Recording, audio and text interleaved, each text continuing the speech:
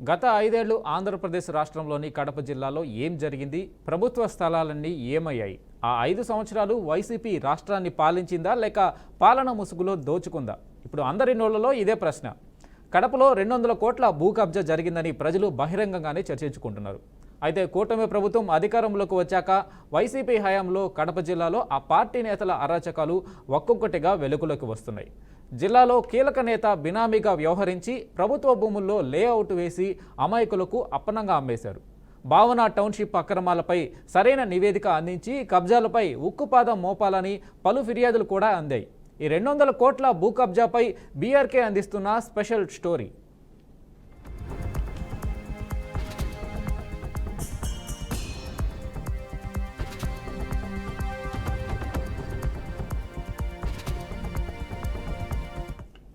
YCP కీలక నేతల కబ్జాలు చూస్తే వామ్మో అనుకోవాల్సిందే.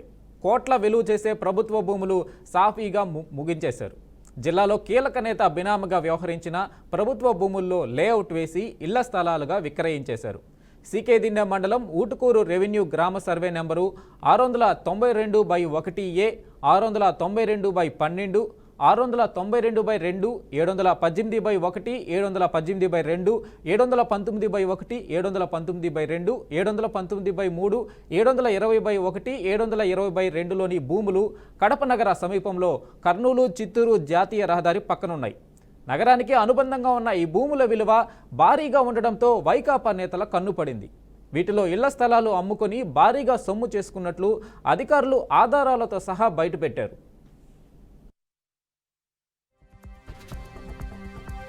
పార్టీ నాయకత్వాన అఖిలపక్ష ట్రేడ్ యూనియన్లు అఖిలపక్ష నాయకత్వాన భావన టౌన్షిప్ యొక్క అక్రమాలను వెలుగులోకి తీసి గత 4 సంవత్సరాలు విరోచమైన పోరాటం చేయడం జరిగింది. అట్లాగే స్థానిక ప్రజల సహకారంతో గత ప్రభుత్వం ఉన్నప్పటి నుంచి కూడా వైసీపీ యొక్క ద్వంద్వ వైఖరికి వ్యతిరేకంగా, వైసీపీ యొక్క అక్రమాలకు వ్యతిరేకంగా కూడా అప్పుడు ప్రభుత్వంతో కూడా కలవడం జరిగింది, చెప్పడం జరిగింది, ఇవ్వడం జరిగింది. ప్రతిపక్షంలో ఉన్నటువంటి చంద్రబాబు నాయుడు గారికి, అప్పుడు ప్రతిపక్షంలో చంద్రబాబు నాయుడు, ఇప్పుడు ముఖ్యమంత్రి గారు ఉన్నారు, ఆయనకు కూడా ఈ భావన సంబంధించిన అన్ని వివరాలు కూడా ఇవ్వడం జరిగింది.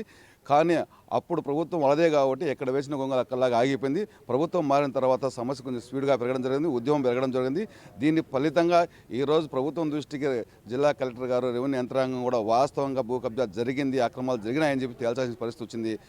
దీనికి సహకరించినటువంటి ప్రజలకు, మీడియా మిత్రులకు అందరికీ కూడా మేము రాయలసీమ కమ్యూనిస్ట్ పార్టీగా ధన్యవాదాలు తెలియజేస్తున్నాం. అయినప్పటికీ ఉద్యమాన్ని ఆపం. ఈ ఉద్యమంలో భావన టౌన్షిప్ పేదల భూములు, ప్రభుత్వ భూములు కొల్లగొట్టినటువంటి భావన యజమానిని మొత్తాన్ని అరెస్ట్ చేసేంత వరకు కూడా ఈ ఉద్యమాన్ని కొనసాగిస్తాం. నగరానికి అనుబంధంగా ఉన్న ఈ భూముల విలువ భారీగా ఉండడంతో వైకాపా నేతల కన్నుపడింది. వీటిలో ఇళ్ల స్థలాలు అమ్ముకొని భారీగా సొమ్ము చేసుకున్నారు. భూదందాకు వ్యతిరేకంగా రాయలసీమ కమ్యూనిస్టు పార్టీ చొరవతో టీడీపీ వివిధ ప్రజా సంఘాలు 2023లో నెలల పాటు పోరాటం చేశాయి. రాష్ట్రంలో కూటమి ప్రభుత్వం వచ్చాక దీనిపై ప్రజల నుంచి ఫిర్యాదులు వెల్లువెత్తాయి. ఈ నేపథ్యంలో కలెక్టర్ చెరుకూరి శ్రీధర్ విచారణ చేయించారు. పై సర్వే నెంబర్లలో 18.5 ఎకరాల భూములు ప్రభుత్వానిగా తేల్చారు. వైసీపీ హయాంలో ఇక్కడ తహసీల్దార్గా పనిచేసిన మహేశ్వర్ రెడ్డి ఆ పార్టీతో అంటకాగి నకిలీ పత్రాలతో ప్రభుత్వ భూములకు హక్కులు కల్పించేలా కుతంత్రం నడిపినట్లు విచారణలో తేలింది. అప్పటి కళా హరికిరణ్ సైతం ఈ అక్రమాన్ని సక్రమం చేసినట్లు తేల్చారు.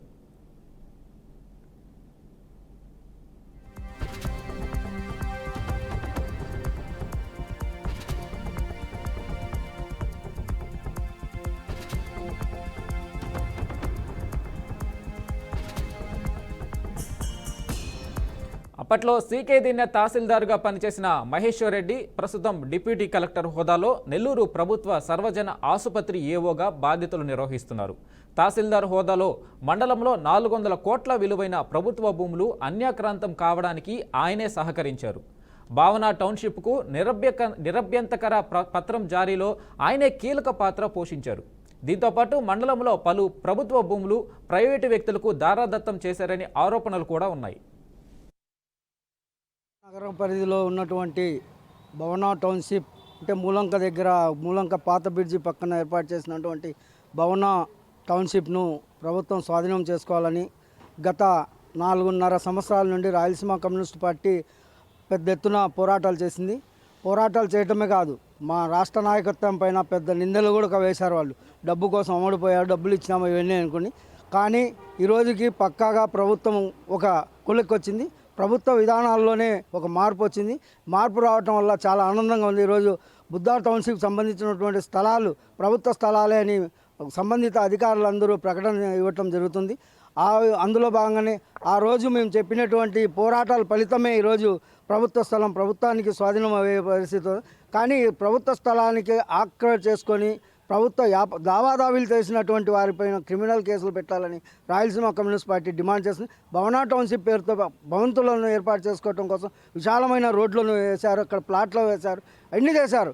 కానీ కడప కార్పొరేషన్ సంబంధించినటువంటి లేఅవుట్ ఏ విధంగా పర్మిషన్ ఇచ్చారో కూడా ఆ రోజు మేము గట్టిగా గతంలో ఉన్న కమిషనర్ గట్టి పట్టుబట్టారు. ఆ ప్రాంతాన్ని సర్వే చేపిస్తామన్నారు. జరిగినటువంటి పరిణామాలని మనం గమనిస్తాం. వీటిల్లో ఇప్పటికైనా ప్రభుత్వం ఒక మంచి ఉద్దేశంతో ఆ ప్రభుత్వ స్థలాలను స్వాధీనం చేసుకుంటుంది. స్వాధీనమే కాదు, స్వాధీనం చేసుకున్న దాంతోపాటే ఆ స్థలాలను కబ్జా చేసినటువంటి వాళ్ళకి భూలాండ్ చట్టం కింద వాళ్ళకి అరెస్ట్.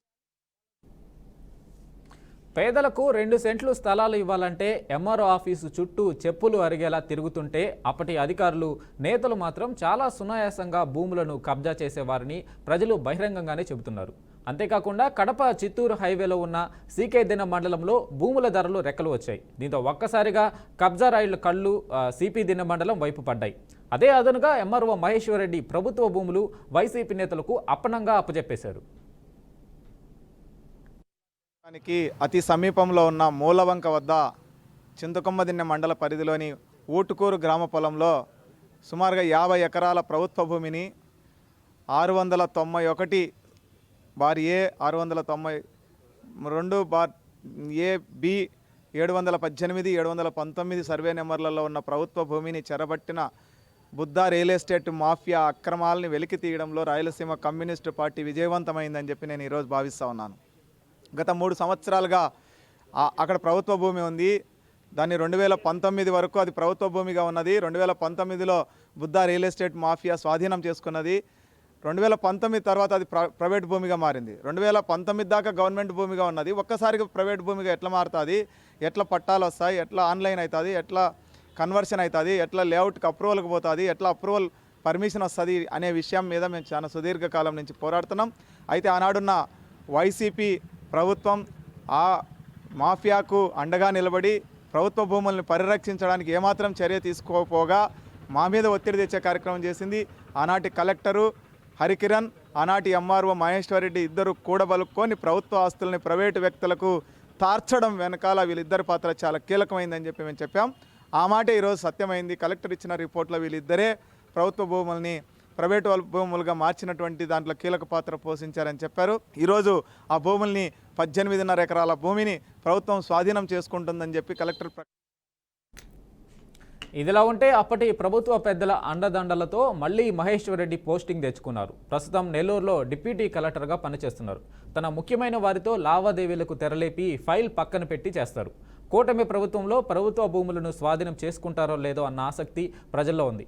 అలాగే కబ్జాలపై ఉక్కుపాదం మోపుతామన్న కూటమి ప్రభుత్వం వైసీపీ అక్రమాలపై చర్యలు తీసుకుంటుందా లేక వత్తాసు పలుకుతుందా అన్న ప్రశ్న తలెత్తుతుంది.